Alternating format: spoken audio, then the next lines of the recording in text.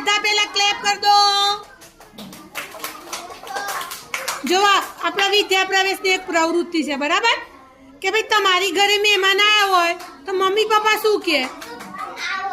હા, પછી સીધા પૈસા જ લઈ લેવાના. હા, શું પૂછે મમ્મી? ચા પીશો? બેસો. પાણી પાવાનું.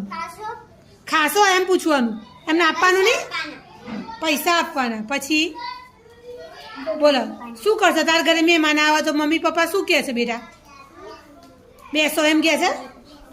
ચા પીવડાવો તમે? હા, ચા પીવડાવવાની. હા, બોલો બોલો. ઋત્વિકભાઈ પૂછશે કયા ગામથી આયા? બોલો. હા, પછી